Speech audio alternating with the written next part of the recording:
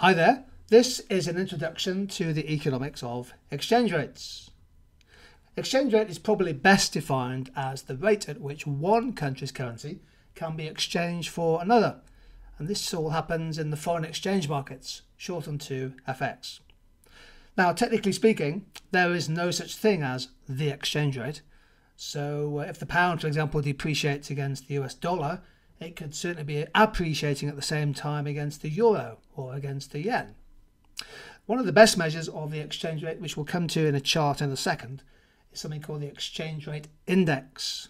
This is simply a weighted index of sterling's value, for example, against a basket of currencies. And the weights used in the index are based on the share of trading goods and services between the UK and each country. Now, before we move on any further, an exchange rate is an important instrument of monetary policy. Keep that in mind.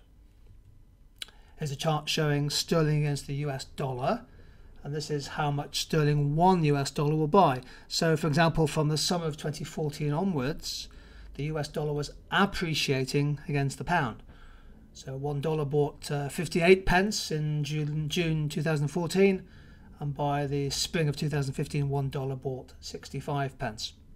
An appreciation of the dollar to the pound, of course, reverse that, it's a depreciation of pound to the dollar. The UK operates with a floating exchange rate system. The foreign exchange markets are the factors that drive the value of the currency, and we'll explore that in a separate topic video.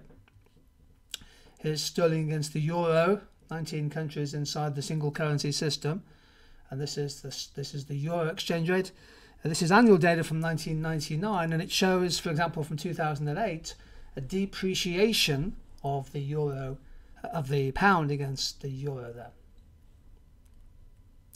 Now, well, I said a few minutes ago that one of the best ways of measuring the exchange rate is to use an index. If you follow the blue line on this chart, the blue line, you can see what's called the exchange rate index. This is a trade-weighted measure of the value of sterling against a basket of currencies. Well, Europe's one of our biggest trade partners, so too is the United States. So clearly they're going to be heavily weighted in the index. If you follow the blue line from 2013 onwards, you can see that the pound has, generally speaking, been appreciating against a basket of currencies. However, look at the later data there from sort of 2014 onwards. You see the green line is falling, so the pound was depreciating against the US dollar, but appreciating against the euro. This is, of course, the idea that there's no such thing as the exchange rate. There are exchange rates between countries, pound euro and pound dollar. Just a quick point about the foreign exchange markets. The amount of money that's traded every day in currencies is absolutely vast. This chart shows daily turnover in billions of US dollars, and you can see the staggering increase in the sort of global foreign exchange turnover. In 2013, over $5 trillion worth of currency traded every single day. I'm sure that figure is much higher now. The biggest currency in the world is the US dollar. So in 2014, 87% of all currency trades involved the US dollar. Clearly these figures will add up to more than 100% because in any trade there are two currencies. So 87% of trades involved the dollar. The euro was second, the yen, Japan was third, and the pound fourth. The US dollar, of course, dominates the global currency markets. It is the world's reserve currency. You can take dollars around the world, and often they're acceptable as a medium of exchange.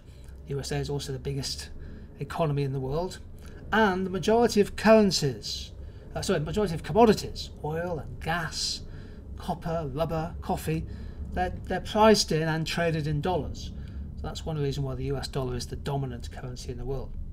However, expect to see the Chinese yuan or the Chinese renminbi increase in significance as the Chinese economy grows still further.